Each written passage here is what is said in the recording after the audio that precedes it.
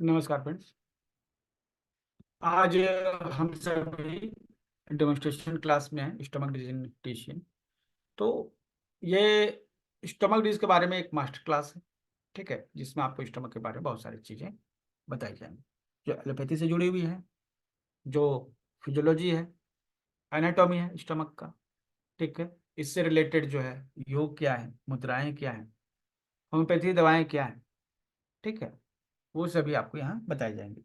और टीसीएम में स्टमक से रिलेटेड क्या बीमारियां हो सकती हैं, उनका डायग्नोसिस कैसे करें, उनके फंक्शन क्या होते हैं स्टमक, इसके बारे में डिटेल से जानकारी हो।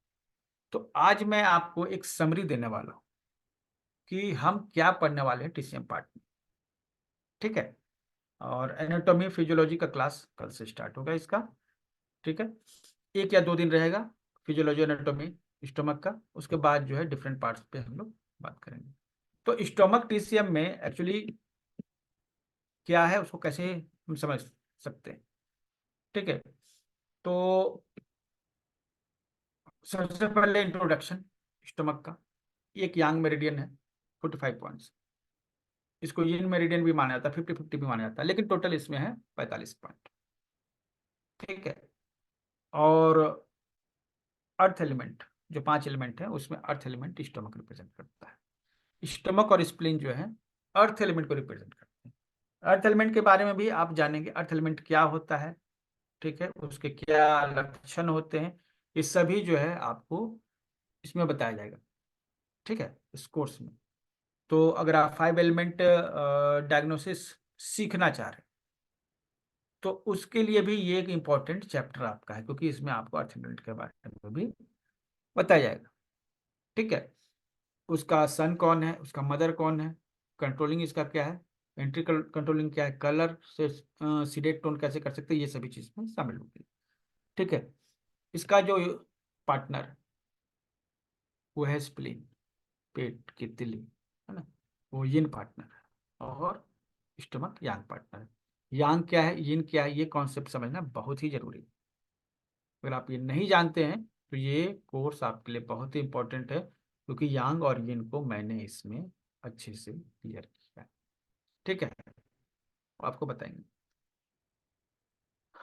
स्टमक की एनर्जी कहाँ जाती है, नीचे की ओर। स्टमक की flows downwards with help of humidity. जैसे कोई भी चीज है,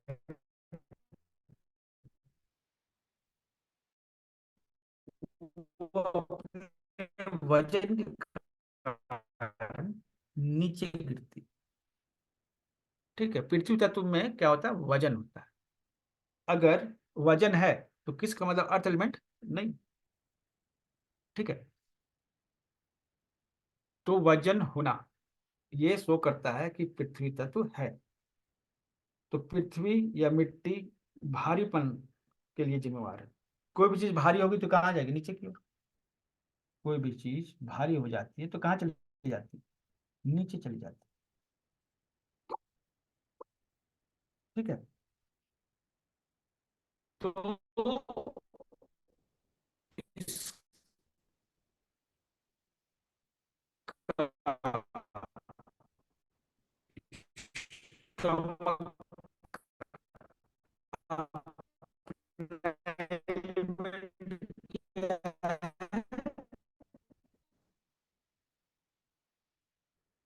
अर्थ एलिमेंट जा रही है बाहर, ठीक है।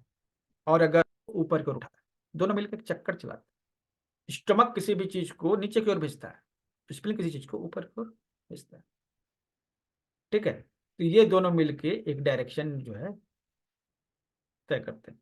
अच्छा, वॉइस क्लियर नहीं है, ओके ओके। 1 मिनट वेट कीजिए, हम वाईफाई थोड़ा चेंज कर लें।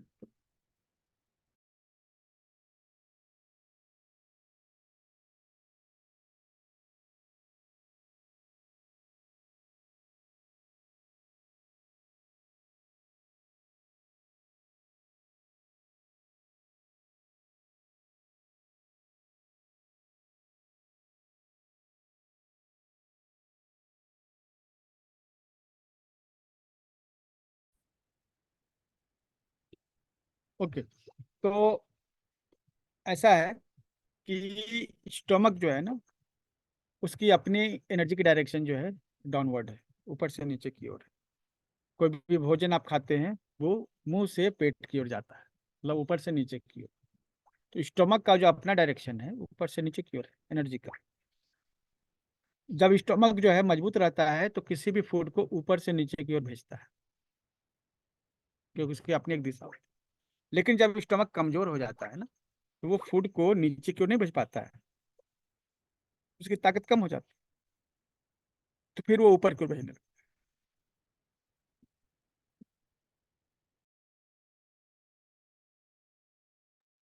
तो जैसे उल्टी होना मतलब क्या है, फूड जो है नीचे जाना चाहिए था तो ऊपर चला गया। हिचकी होना, या फिर गैस होना, छाती पर गैस चढ़ना, ये सब क्या है, स्टमक कमजोर होने के लक्षण है। ठीक है। और ह्यूमिडिटी जो है, ठीक है, स्टमक में ह्यूमिडिटी रहती है और स्प्लीन में ड्राइनेस रहती है, तो उन्हें अच्छा लगता है। ठीक है। ऐसी चीज़ें जो ह्यूमिडिटी बढ़ाती हैं स्टमक को अच्छी लगती है, और ऐसी चीज़ें जो ड्राइनेस को बढ़ाती हैं वो स्प्लीन को अच्छी लगती है। तो दोनों मिलके जो है ह्यूमिडिटी और ड्राइनेस का एक साइकिल बनती है। और स्टमक में अधिकतर जो है बीमारी एक्सेस टाइप की होती है, मतलब इनमें अधिकतर स्टमक में जो समस्याएं होती है उसमें अधिकतर हमें एनर्जी बढ़ी हुई मिलती है। ठीक है। और इस तिल्ली होती है उसमें अधिकतर बीमारियों में एनर्जी घटी हुई होती है। तो एक एक करके हम लोग जब बीमारियों के पैटर्न को समझेंगे तो समझ में आएगा इस। ठीक है, लेकिन ये जानिए कि स्टमक में अधिकतर जो बीमारियां जो हैं वो एनर्जी बढ़ने के कारण, है ना, एक्सेस एनर्जी। अब जो है स्टमक जो है बहुत जल्दी गर्म हो जाता है, इसका अपना टेंडेंसी है। स्प्लीन जो है बहुत जल्दी ठंडा हो जाता है, इसका अपना टेंडेंसी।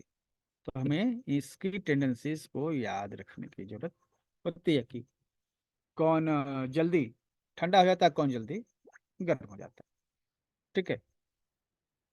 स्टमक में पानी की कमी, बहुत डिहाइड्रेशन की ज्यादा समस्या होती है, जिसको हम यूरिन डिफिशियंसी कहते हैं। डिहाइड्रेशन मतलब यूरिन डिफिशियंसी। ठीक है। और स्प्लीन गेट इजिली यांग डिफिशियंसी, स्प्लीन में अधिकतर यांग डिफिशियंसी होती है। ठीक है। वॉइस लो है क्या, बता दीजिए। ऐसे तो मेरे ख्याल से मैक्सिमम हमने किया हुआ है।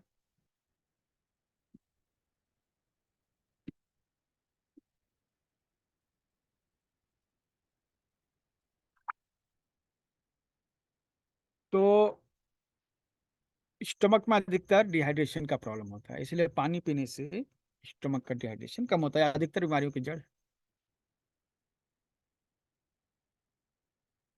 अब स्प्लीन जो है, स्प्लीन 1 2 3 4 5, ये मतलब ऐसे काम करते हैं कि यांग मेरिडियन है तो स्प्लीन यिन मेरिडियन। लेकिन स्प्लीन 1 2 3 4 और 5, ये 5 पॉइंट जो है ना यांग मेरिडियन में आते हैं। स्टमक में 1 से 31 जो है स्टमक यांग मेरिडियन है, लेकिन स्टमक 1 से लेकर 31 तक वो यिन मेरिडियन में आता है। देख लीजिए। तो हम लोग एकदम झटके से कह देते हैं यांग और यिन, लेकिन कितना अंतर है। स्प्रिंग जो कि एक यिन मेरिडियन है, इसमें 5 पॉइंट शुरुआत के उनका यांग नेचर होता है। यांग नेचर का क्या मतलब है, ये हम लोग यिन यांग को पढ़ेंगे तो उसमें समझ में आ जाएगा। ठीक है। स्टमक 1 से 31 वो यिन नेचर में, इसको हम लोग समझेंगे यिन नेचर क्या होता है। टोन सीवी और स्टमक डिफिशियंसी, अगर पेट कमजोर हो जाता है तो CV12 को टोन करते हैं। ठीक है। स्टमक में कोई डिफिशियंसी टाइप की बीमारी हो गई, स्टमक कमजोर हुआ तो CV12 को टोन करते हैं। इससे क्या होता है, भोजन का पाचन सही से होता है और वो स्टमक में होता है। और कई एनर्जी बढ़ी हुई है तो ST21 को सिडेट करते हैं, वो स्टमक एक्सेस को कंट्रोल करता है। तो बहुत सारे लोगों ने पूछा कि सर कौन से पॉइंट को टोन करते हैं, सिलेक्ट करते हैं, तो इसी तरह से एक एक करके पॉइंट्स को याद रखना होगा, है ना।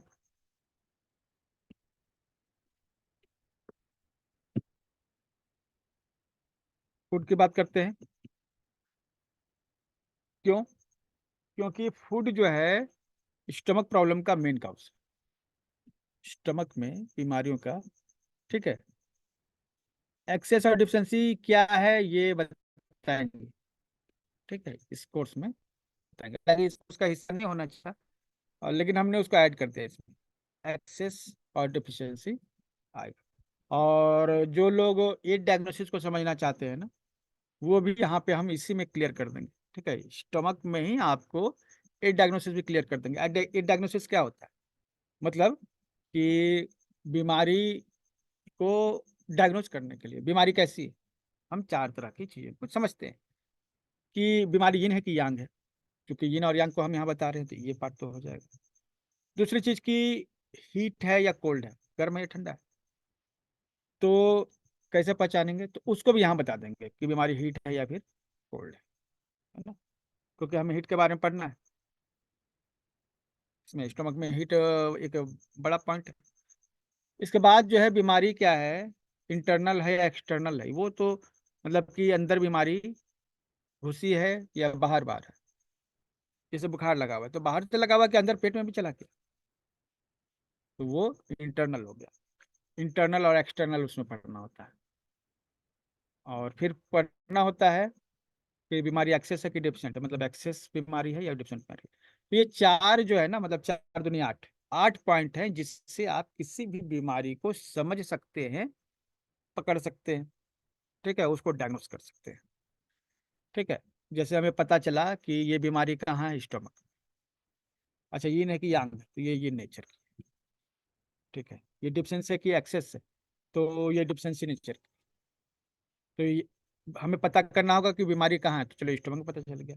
हमें पता करना पड़ेगा यांग है कि यिन है, तो चलो यिन नेचर है। हमें पता चला कि एक्सेस है कि डिफिशिएंसी है, तो ये डिफिशिएंसी पैटर्न में आता है। ठीक है, तो हमें क्या पता चला, हमें जो बीमारी है उसका नाम है स्टमक यिन डिफिशिएंसी। जैसे लीवर यांग डिफिशिएंसी, लीवर यिन डिफिशिएंसी, लीवर ब्लड डिफिशिएंसी, ये सब नाम सुने हैं ना आपने एक्यूप्रेशर में, यही सब बीमारी के नाम हैं। जैसे किसी को बुखार लगा हुआ है, ठीक है, या फिर आपको जो है ब्लड की कमी, या फिर आपको नींद नहीं आ रही, तो नींद नहीं आ रही, हमने उसको पैटर्न किया, तो कहाँ प्रॉब्लम आ रही थी, हार्ट में। ठीक है, एनर्जी बढ़ी हुई थी, घटी हुई थी, घटी हुई थी। यिन है कि यान है, यिन है।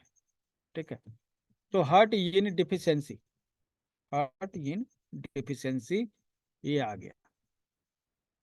ठीक है, और हो सकता है हीट एक्सेस हो, ठीक है, कोल्ड एक्सेस हो, तो वो पता चल जाता है, यिन और यांग नेचर से पता चल जाता है। मतलब कि हम ये जो है ना, हम ये भी समझेंगे कि हम कैसे किसी बीमारी को समझें। अब जब आप समझ गए कि हाँ ये बीमारी के, ये है हार्ट इन डेफिशिएंसी बीमारी निकल रही है। अच्छा, तो हार्ट इन डेफिशिएंसी का प्रोटोकॉल लिखे हुए हैं, हमने लिख के रखे हैं आपको एक एक पॉइंट, बस आपको उसको रेफरेंस देना है। तो बीमारी को समझना होगा इस तरह के पैटर्न के हिसाब से। ठीक है, तो जो कि इस कोर्स का हिस्सा है। ठीक है, डिटेल में इन चीज़ों को बताया जाएगा, क्योंकि हमारे पास ऐसे बहुत सारे स्टूडेंट्स हैं जिन्होंने पहले कभी एक्यूप्रेशर जाना ही नहीं, एबीसीडी भी नहीं जानते, उनको भी समझाना है। और हमारे पास ऐसे भी स्टूडेंट हैं जो ऑलरेडी 10 साल 15 साल से प्रैक्टिस में, हमें उन्हें भी समझाना है। तो ये कोर्स दोनों लोगों के लिए समान रूप से होगा। ठीक है, इक्वली दोनों के लिए बेनिफिट होगा। तो भोजन जो है वो मुख्य कारण है स्टमक के प्रॉब्लम के लिए। अगर बहुत ज़्यादा सूखा हुआ खाना लेंगे तो स्टमक ड्राई हो जाएगा, और फिर हमें पानी की कमी हो जाएगी, तो हम कहेंगे कि ये yin डिफिशियंसी हो गई। अब बहुत ज़्यादा जो है आ, मसालेदार अगर हम लोग भोजन लेते हैं, चाय हुआ, कॉफ़ी लेते हैं, तंबाकू लेते हैं, जो गर्मी पैदा करती है, तो स्टमक में एक्सेस टाइप की प्रॉब्लम होती है, जिसको कहते हैं हीट, स्टमक हीट। तो फूड जो लेते समय हमें ध्यान देना होता है कि आपको कौन सा फूड लेना चाहिए। एक नेचर होता है हर व्यक्ति का, ये हर व्यक्ति का क्या होता है, अपना एक नेचर होता है, प्रकृति होती है।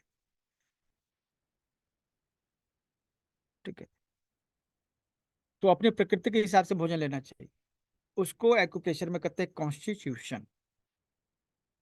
कॉन्स्टिट्यूशन जैसे हम लोग आयुर्वेद में कहते हैं ना किसी को कि वात नेचर का है, पित्त नेचर का है, कफ नेचर का है, उसी तरह से एक्यूप्रेशर में होता है कॉन्स्टिट्यूशन।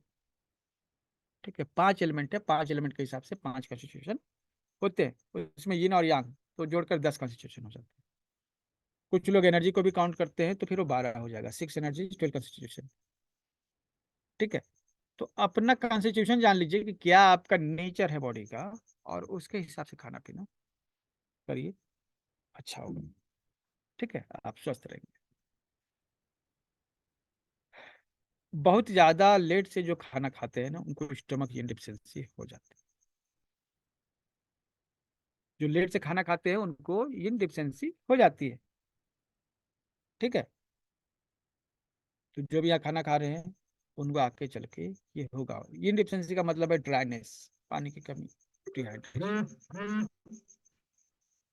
ठीक है, इसके अलावा जो है बहुत रात को खाना खा रहे हैं, और एक शब्द है करी हरी वरी, ये फ्रेज, स्टमक की एनर्जी जो है करी से, वरी से और हरी से कमजोर होती है। करी मतलब कि बहुत मसालेदार भोजन। वरी हड़बड़ी में खाया हुआ भोजन, बड़े बड़े कौर खाए, चबा चबा कर नहीं खाया, ये वरी। करी हुआ, वरी हुआ और हरी हुआ, चिंतित होके खाना खाना, खाना खाते समय 10 तरह की परेशानी लेके बैठे हुए, ये वरी। इससे आपका भोजन जो है नहीं पचता है, और भोजन जो उसकी दिशा क्या है, मुंह से नीचे की ओर, यह जो है वो स्लो हो जाता है, उसकी ऊर्जा में कमी हो जाती है। तो भोजन धीरे धीरे पास करता है, सही से पच नहीं पाता है। तो ये धीरे धीरे पास करना, ये स्टैग्नेशन होता है, या फिर कभी जमा भी हो जाता है, अटक अटक भी जाता है, उसको फूड स्टैग्नेशन करते हैं, स्टमक फूड स्टैग्नेशन। ये सभी चीजें आपको ब्रीफ में बता दी जा रही है, यही हर एक टॉपिक को एक्सप्रेस करेंगे हम लोग, डायग्नोस करेंगे अलग अलग तरीके से आगे चल।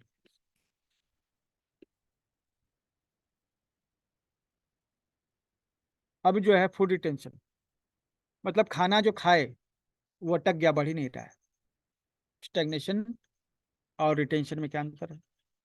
स्टैग्नेशन में भोजन जो है रुक जाता है, फूड रिटेंशन में क्या होता है ना, उल्टा हो जाता है, मतलब कि जो नीचे जाना चाहिए वो उल्टा यू टर्न ले लेता है, छाती पर जलन होगी, और इसके हीट से हार्ट भी बर्न होता है, एंजाइना पेन भी हो जाता है, उल्टी होती है। ये सब फूड रिटेंशन के मतलब कि लक्षण है। इरेगुलर ईटिंग हैबिट स्टमक की, अगर आप बिना समय के खाना खाते हैं तो इससे स्टमक की एनर्जी डिस्टर्ब होती है, कमजोर होती है। तो स्टमक आपका मजबूत बने रहे इसके लिए आपको क्या करना चाहिए, समय पर खाना चाहिए, हमेशा नाश्ता करना चाहिए, डायरेक्ट भोजन पे नहीं पहुंचना चाहिए, स्किप नहीं करना चाहिए ब्रेकफास्ट को, ब्रेकफास्ट बहुत इंपॉर्टेंट है। और ज्यादा नहीं, कम नहीं, भर पेट के खा लिया, पेट भर के तो भी दिक्कत है, थोड़ा सा खाया तो भी दिक्कत है, थोड़ा सा खाइएगा ताकत नहीं मिलेगी, ज्यादा अगर खा लीजिएगा तो स्टमक एक मिक्सी है, जैसे आपका मिक्सी में बहुत ज्यादा उसको फुल कर देते हैं, फिर ब्लेड रन नहीं करते, चलते नहीं, मिक्स नहीं हो पाते सही से। तो उसी तरह आपका स्टमक भी, अगर एकदम भर पेट खा लीजिएगा ना तो मिक्स नहीं हो पाएगा सही से। तो कई बार लोग खाना खाते बुखार लग जाता है, भर पेट खाना खा लेते हैं, पार्टी वगैरह में जाते हैं, अब सोचते हैं कि अब आ तो गए हैं, अब अगला बार पता नहीं कहाँ पार्टी मिलने वाला है कि नहीं, तो क्या करते हैं, भर पेट के खा लेते हैं, पेट उसको मिक्स नहीं कर पाता है, और फिर उनको बुखार लग जाता है। बुखार बताता है कि शरीर आपका संघर्ष कर रहा है। ठीक है, अंग आपके संघर्ष कर रहे हैं। तो न ज्यादा खाना है ना कम खाना है, जब आपका लगे कि 2 4 और खा सकते हैं, बस उसी समय छोड़ दीजिए, उसमें पेट आपका भर चुका होता है। ठीक है, तो भूख रहते ही छोड़ देना है, थोड़ा सा भूख रहना चाहिए जिससे वो भोजन अच्छे से पचता है। यह एक निशानी है कि आप को भोजन छोड़ देना चाहिए। जब 1 2 कोर लगे कि 2 4 कोर हम खा सकते हैं, थोड़ा सा भूख बाकी रहे आप उस समय छोड़ दीजिए। ठीक है। और चबा चबा कर खाना है। चबाइएगा नहीं तो मुंह में जो सलाइवा है वो भोजन में मिलेगा नहीं, और वो सही से डाइजेस्ट नहीं होगा।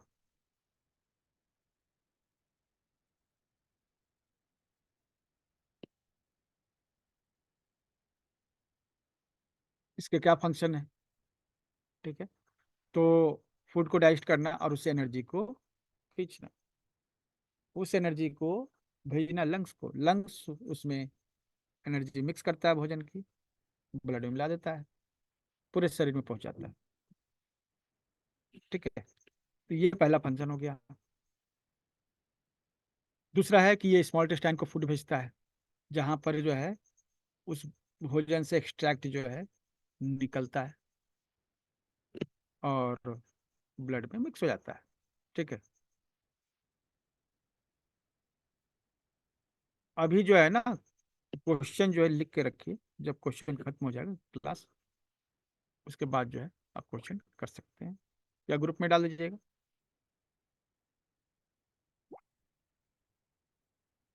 तो अगर स्टोमक की एनर्जी कमजोर हो जाती है ना, तो वो फूड जो है स्मॉल इंटेस्टाइन को नहीं जाता है। ठीक है। ये भी एक कारण है। मतलब कि स्टोमक की एनर्जी नीचे जानी चाहिए ना, भोजन को नीचे भेजेगा, कैसे भेजेगा? उसके पास ताकत रहनी चाहिए। स्टोमक का फंक्शन है कि वो फूड को स्मॉल इंटेस्टाइन को सेंड करता है।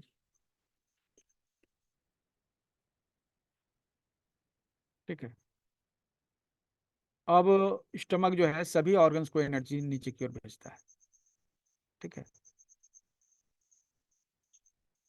तो क्या है कि भोजन, जब हम पेट में पानी जाता है ना, तो वो पानी जो है नीचे सभी ऑर्गन्स को जाता है। ठीक है। तो स्टोमक का काम है पानी को नीचे भेजना, स्प्लीन का काम है पानी को ऊपर खींच के लाना, सेंटर, बॉडी के सेंटर में। दोनों मिलके एक जो है दूसरे को कंट्रोल करते हैं एक तरीके से, मिल के काम करते हैं लेकिन कंट्रोल भी करते हैं। और यह एक पानी की टंकी की तरह जो है काम करता है, पूरे शरीर के लिए पानी की सप्लाई करता है। जीभ से भी हम पता कर सकते हैं कि शरीर में पानी की स्थिति क्या है। मिडिल में, जीभ के मिडिल में जो है हम जो है देख सकते हैं, अगर वहां पर रूखापन है, इसका मतलब है कि ड्राइनेस है। ठीक है।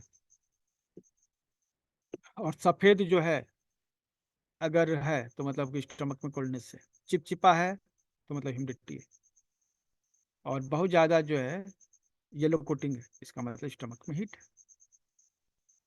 ठीक है। तो ये हम लोग पिक्चर के साथ इन चीज़ों को प्रैक्टिस करेंगे। स्टमक से जो जुड़ी हुई बीमारियां हैं, ठीक है, उसमें क्या क्या है? तो यहाँ पर उसकी एक लिस्ट है। स्टमक की डिफिशियंसी, स्टमक एनर्जी घटना, स्टमक ठंडा होना जिसको कहते हैं स्टमक इंटरनल कोल्डनेस, स्टमक में पानी की कमी हो जाना जिसको कहते हैं स्टमक डिफिशियंसी, स्टमक गर्म हो जाना जिसको कहते हैं स्टमक हीट, और स्टमक में जो है कफ हो जाना और गर्मी भी हो जाना उसको हीट कहते हैं। बाहर से ठंडक ले जाती है, जैसे कहीं चल रहे हैं पेट में ठंडा लग गया, एक्सटर्नल कोल्डनेस वो कहते हैं। और स्टमक की एनर्जी जो है उल्टी हो जाती है, मतलब ऊपर से नीचे जानी चाहिए तो नीचे से ऊपर चली जाती है, वो स्टमक की कॉन्ट्रैक्शन कहते हैं।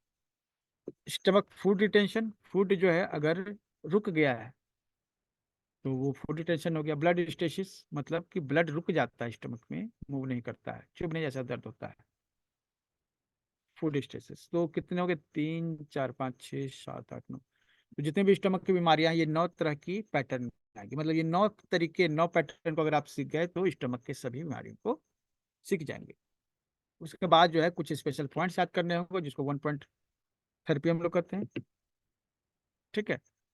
तो जब आप पढ़ेंगे, जैसे स्टमक की डिफिशिएंसी के बारे में आज हम थोड़ा क्लियर कर लेते हैं। सुबह में 7 से 9 बजे जो है कमजोरी लगना, जिनको भी सुबह में 7 से 9 बजे कमजोरी लगती है, इसका मतलब उनका पेट हो गया कमजोर।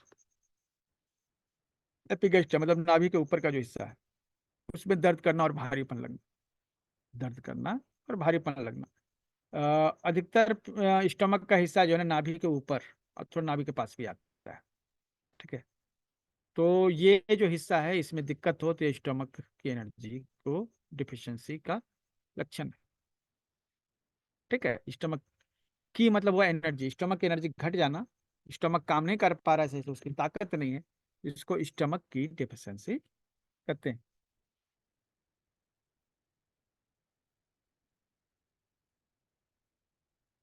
ठीक है। इसके अलावा भूख कम लगना, स्टमक अगर अच्छे से काम करेगा ना तो उसमें एंजाइम्स वगैरह सब सही से बनेगा, तो भूख भी लगेगा।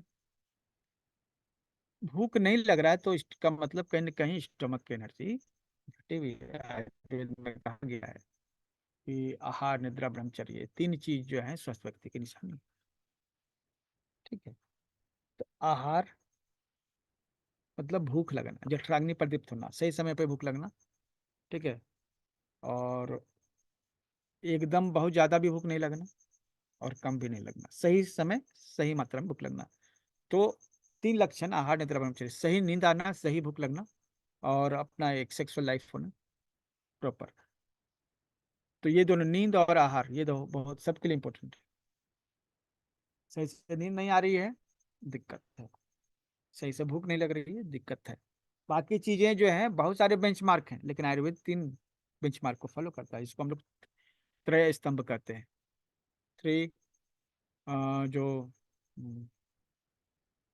वो क्या कहेंगे उसको, बेस। ठीक है। तो उसमें स्टमक की भूख भी है, तो भूख आपको लगना चाहिए प्रॉपर, कम भी नहीं लगना चाहिए, ज्यादा भी नहीं लगना चाहिए। ठीक है। स्वाद कम होना, अगर स्वाद नहीं कर पा रहे, स्वाद जो है भोजन से जुड़ा हुआ है।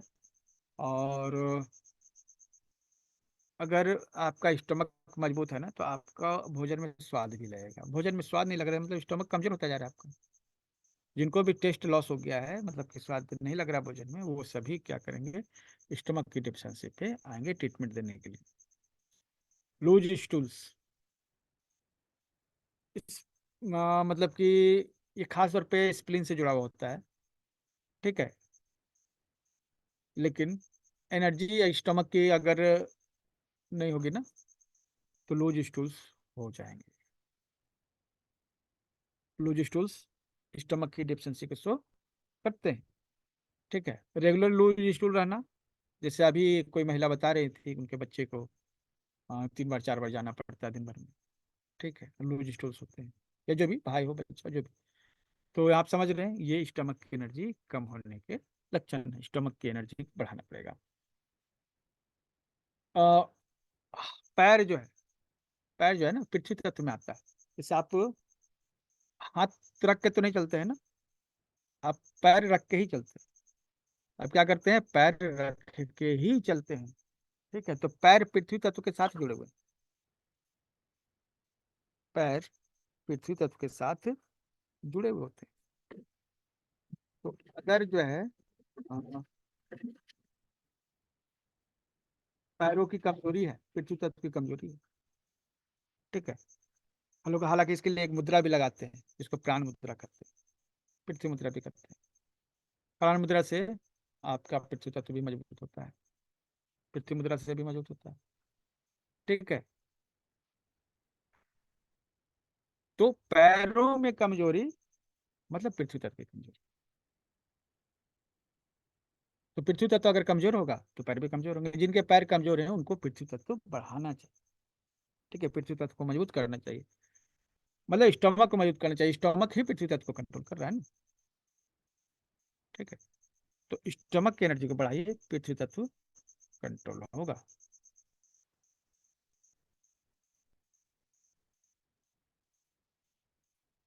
ठीक है। तो स्टमक की डिफिशियंसी का प्रोटोकॉल, या किसी का पैर कमजोर है तो स्टमक की डिफिशियंसी का प्रोटोकॉल दीजिए। जो भोजन में न्यूट्रिशन कम हो। ठीक है। वो आपके स्टमक की एनर्जी को कम करेगा। तो स्टमक की एनर्जी घट कहाँ से जाती है, भाई जो आप खाना खाते हैं उसी से तो स्टमक को भी एनर्जी मिलती है, और उसमें भोजन ही नहीं, मतलब न्यूट्रिशन ही नहीं। तो स्टोमक की डिफिशियंसी हो जाती है। आप फल खाते हैं, फ्रूट खाते हैं, और जो सप्लीमेंट लेते हैं उसमें लिखा हुआ होता है कि इसमें ये चीज इतना मिलेगा, ये प्रोटीन इतना मिलेगा, ये विटामिन इतना मिलेगा, लेकिन एक्चुअली उसमें होता नहीं। ये एक बड़ी समस्या हो गई, यह एक बड़ी समस्या हो गई है। तो हम लोग उसको सच समझ लेते हैं और हम लोग संतुष्ट रहते हैं कि हम जो खाना खा रहे हैं उसमें बहुत सारा न्यूट्रिशन है, लेकिन होता नहीं। ऐसी स्थिति में स्टमक को एनर्जी कहाँ से मिलेगी? स्टमक की डिफिशियंसी हो जाती है। ठीक है। तो भोजन में न्यूट्रिशन ना होना या फिर भोजन ही कम होना, चलिए न्यूट्रिशन वाला भोजन तो ले रहे हैं लेकिन बहुत थोड़ा सा ले रहे हैं, डाइटिंग में जा रहे हैं। ठीक है। वजन घटाने के चक्कर में आप जो है कम खाकर वजन नहीं घटा सकते। आपको ऐसा भोजन खाना होगा जिससे आपका वजन जो है मेंटेन रहे। ठीक है। अगर आप ऐसा भोजन ले रहे हैं जो सही से पच नहीं रहा तो वजन आपका बढ़ेगा, कफ बनेगा उससे। डाइटिंग सॉल्यूशन नहीं है। ठीक है। कुछ बीमारियां जो बहुत पुरानी होती है उससे भी स्टमक में प्रॉब्लम होता है, स्टमक कमजोर हो जाता है। इसके अलावा पेट में जो तिल या स्प्लीन की डिफिशियंसी है उससे भी स्टमक डिफिशियंसी हो जाती है। मतलब अगर स्प्लीन कमजोर हो तो आगे चल के स्टमक भी कमजोर हो जाता है। ये सब कारण होते हैं जिससे स्टमक की डिफिशियंसी हो जाती है। ठीक है। तो हमें क्या करना चाहिए? ट्रीटमेंट करना चाहिए। पहले हमने देखा सिम्टम, इस बीमारी के सिम्टम्स क्या है। उसके बाद जो है हमने देखा कि ये कारण क्या है। अब चाहिए क्या? ट्रीटमेंट चाहिए। ट्रीटमेंट हम लोग किस चीज़ से करते हैं? एक्यूप्रेशर पॉइंट से। एक्यूप्रेशर पॉइंट्स होते हैं जिनका उपयोग करके हम लोग ट्रीटमेंट करते हैं।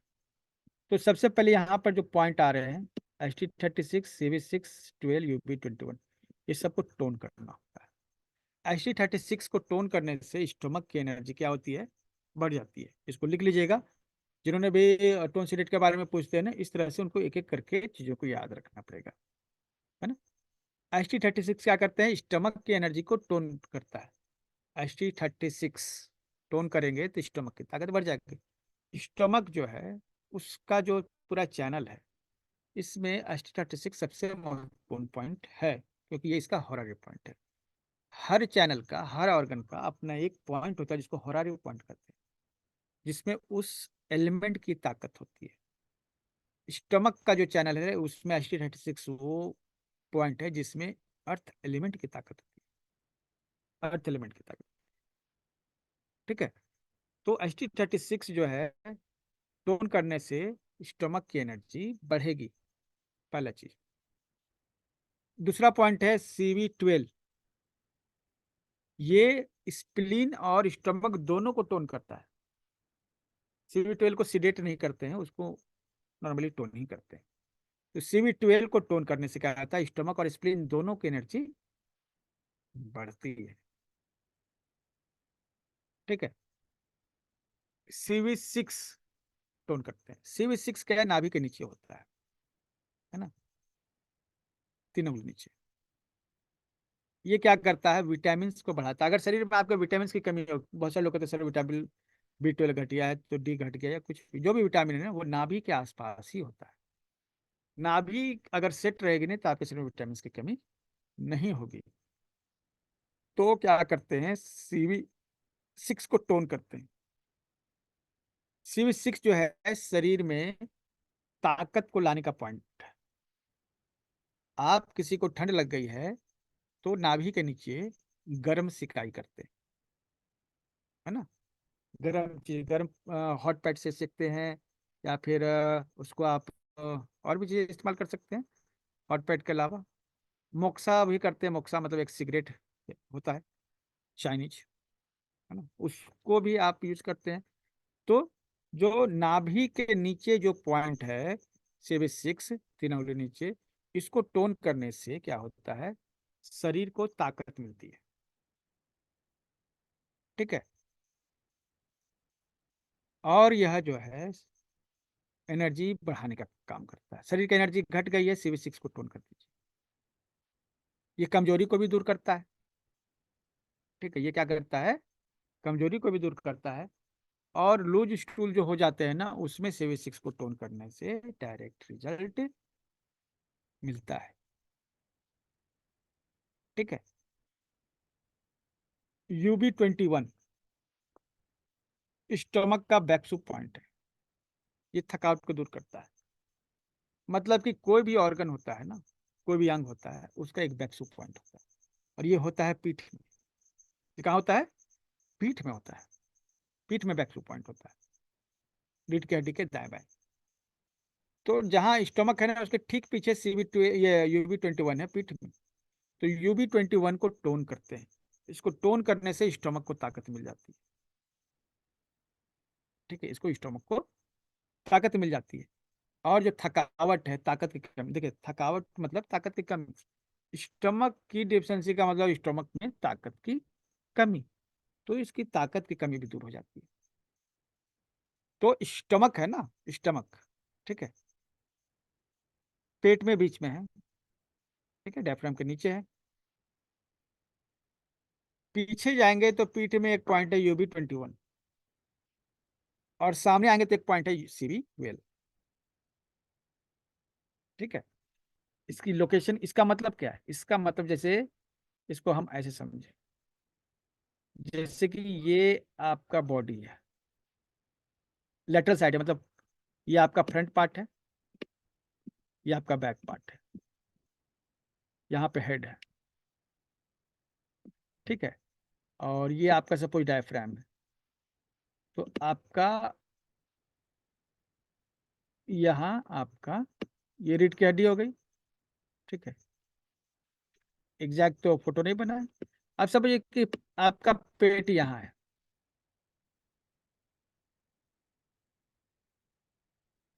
स्टमक यहाँ है। तो स्टमक में आपको जैसे कहीं भी किसी भी अंग में दिक्कत होती है तो उसको आप मसाज कर दीजिए, बेसिक रूल। ठीक है, मसाज कर दीजिए उसको। तो ये ऑर्गन यहाँ है ना, तो ये पीठ का हिस्सा हुआ। ठीक है।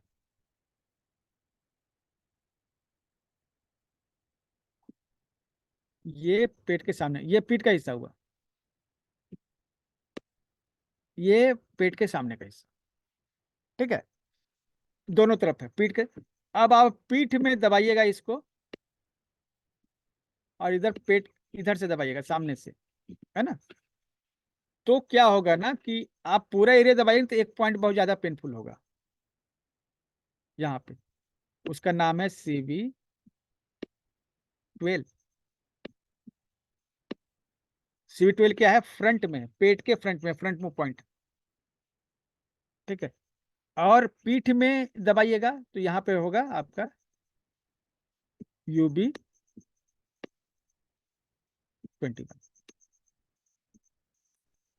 मतलब पेट के ठीक सामने CV12 और ठीक पीछे पीछे UB21 है। तो दो पॉइंट का लोकेशन आप समझ गए, UB21 और CV12। ST36 पैर में, ST36 कहाँ है? पैर में। तो आप गूगल कीजिएगा तो घुटने के नीचे आएगा, चरण के नीचे। तो ये हुआ डिजिटल पॉइंट। क्या हो गया? Digital point. ये स्टमक के पास है तो ये हो गया लोकल पॉइंट। हमने एक देखा किसी अंग में बीमारी है तो उसके लोकल में पॉइंट कौन कौन से हैं वो देख। तो एक सामने का पॉइंट फ्रंट मुंह ले लिया, लोकल पॉइंट हो जाएगा, और एक बैकसू पॉइंट ले लिया, दो पॉइंट मिल गया आपको, है ना। अब देखना है स्टमक का डिजिटल पॉइंट कौन सा है। तो लिस्ट बनी हुई है, जो one most important acupressure points मैंने बताया उसमें वो चीज दी गई। तो वहां पे जो पॉइंट आता है क्या है? ST36।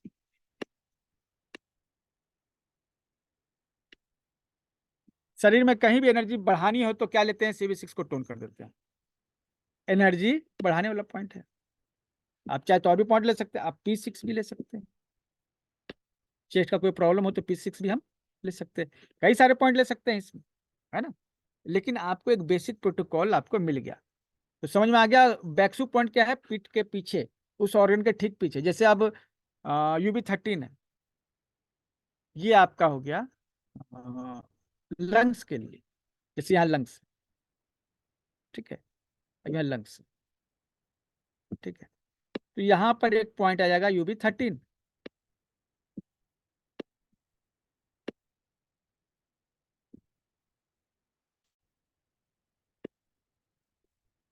हो गया ना, लंग्स का बैकसुप पॉइंट, ठीक है। तो उसी तरह कोई भी अंग का बैकसुप पॉइंट जो होता है, उस अंग को ट्रीट करने का सबसे अच्छा पॉइंट। तो स्टमक का बैकसुप पॉइंट क्या है? UB21। UB21 को टोन करेंगे, स्टमक हो जाएगा टोन। आप सब पॉइंट एक साथ भी लगा सकते हैं, आप एक सिंगल पॉइंट भी लगा सकते हैं, आप एक सिंगल पॉइंट से भी स्टार्ट कर सकते हैं, तो इसको समझना पड़ेगा, ठीक है। अब देखिए CV6 एनर्जी को बढ़ाता है, बीमारी को बढ़ाता है, ठीक है, एनर्जी को भी बढ़ाता है और बीमारी को भी मतलब ठीक करता है, ठीक है, ताकत को बढ़ाता है। तो क्या है, CV6 को टोन करने से शरीर की ताकत बढ़ती है। इसका और भी बहुत सारे यूज है, जैसे कैटरेक्ट में भी दे सकते हैं, है ना, प्रोलैप्स में, यूट्रस यूट्रस प्रोलैप्स में भी दे सकते हैं, मतलब कई सारे और भी यूज होंगे। लेकिन अभी हम जब स्टमक के बारे में पढ़ रहे तो हम केवल इतना ही पढ़ेंगे ताकि हमारा फोकस बना रहे और हमको याद करने में आसानी। तो आप क्या करेंगे,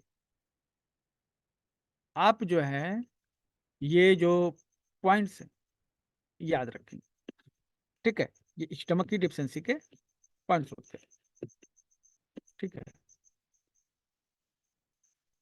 तो आज इतना ही रखेंगे। इससे रिलेटेड जो स्क्रीन पे जो दिख रहा है ना, उससे संबंधित सवाल आप पूछ सकते हैं, और ध्यान रहे उससे संबंधित सवाल ही पूछेंगे, इरेलेवेंट सवाल नहीं पूछेंगे। और इसके अलावा कुछ पूछना हो आप जाके आप अपने स्टेट के ग्रुप में पूछ सकते हैं। हाँ, तो अभी मैंने आपको अनम्यूट कर दिया है। स्टमक की डिफिशिएंसी, एनर्जी डिफिशिएंसी से जुड़ा हुआ या फिर जो पॉइंट दिए हुए उससे जुड़ा हुआ कोई सवाल है आपके पास?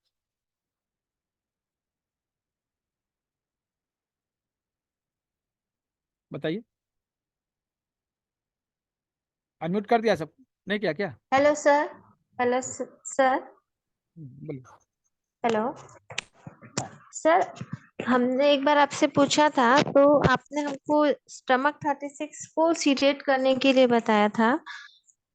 आ, बोले थे कि शुगर वाले हैं और उनको खाना खाते समय खाना वाना कई बार अटक जाता है, तो आपने बोले थे कि स्टमक 36 को सीडेट कीजिए। अभी यहाँ पे जैसे आप बोल रहे हैं कि टोन करना चाहिए,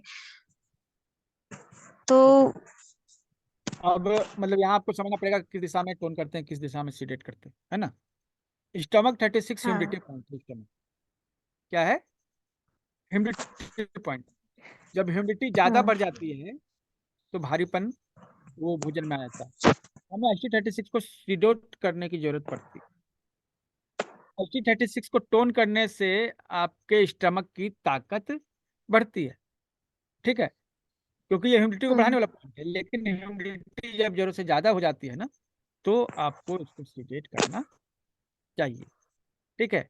और नॉर्मल कंडीशन में इसको सीडेट करते हैं, नॉर्मल कंडीशन में क्या करते हैं, इसको सीडेट करते हैं, ठीक है, क्योंकि मान के चलते हैं कि ये ठीक ही होगा, लेकिन शरीर में कोई बीमारी हो गई तो ST36 को सीडेट क्यों करते हैं? हम बैलेंस लाने के लिए करते हैं। किस लिए करते हैं? बैलेंस लाने के लिए, क्योंकि ये होम्योस्टेटिक पॉइंट भी है बॉडी का। तो आप जो समझ के ट्रीटमेंट दे रहे हैं ना, वो काम करेगा, आपके भीतर वो रहना चाहिए कॉन्सियसनेस, ठीक है। ST36 को अच्छा। सीडेट करते हैं बॉडी में बैलेंस या होम्योस्टेटिक बैलेंस, ठीक है, ओके।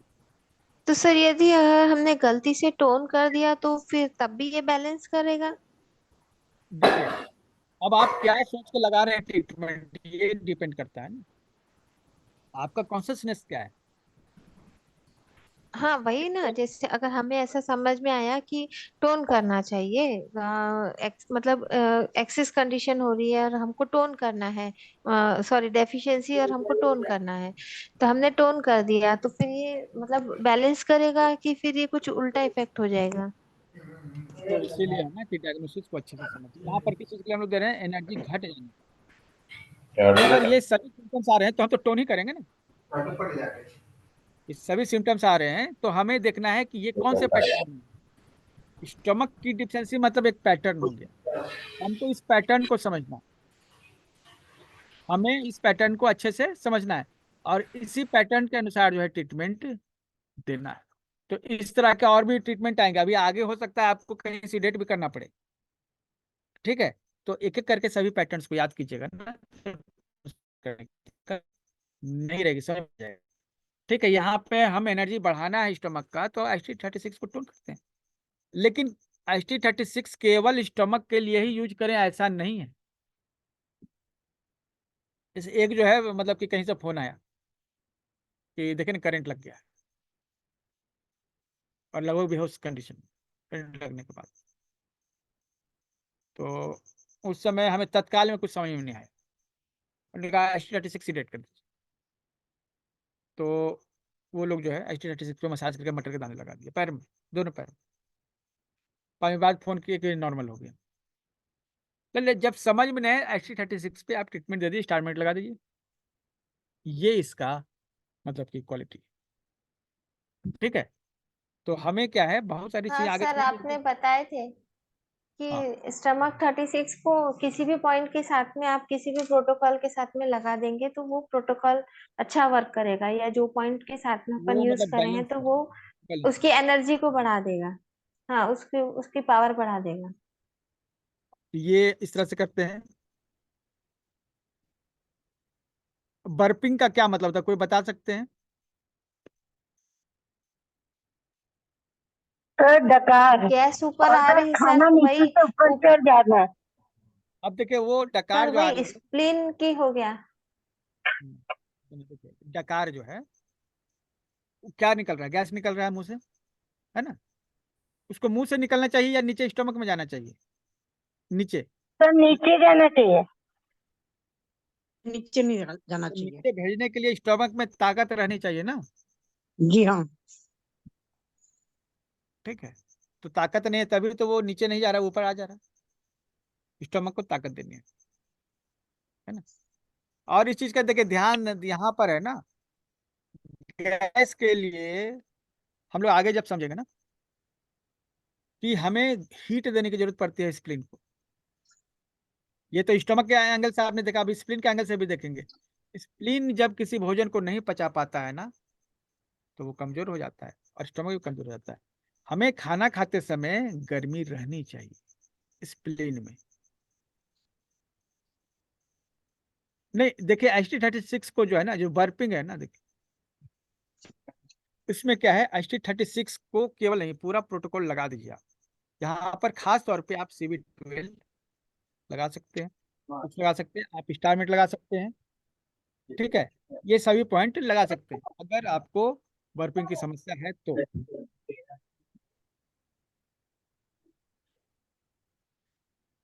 ठीक है, और जब तक पूरी तरह से याद ना हो जाए तब तक स्टारमेट लगाइए या मेथी दाने लगाइए, एकदम सुरक्षित।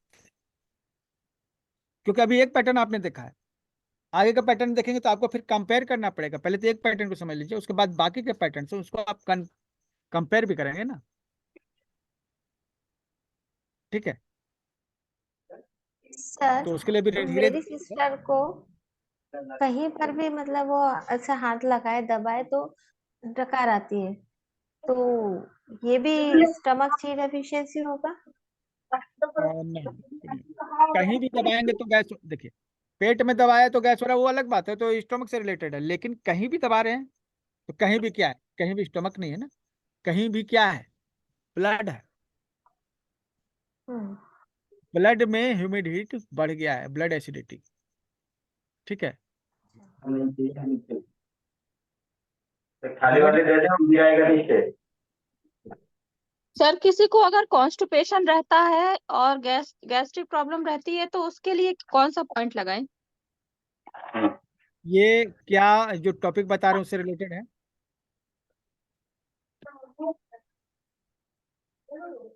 हमने क्या कहा, जो टॉपिक है उसे उस पर ही बात कीजिए। ठीक है,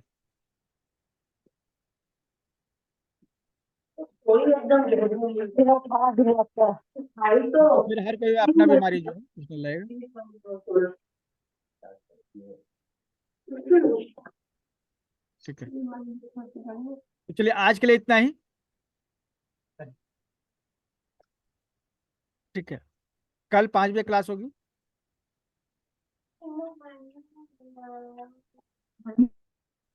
सर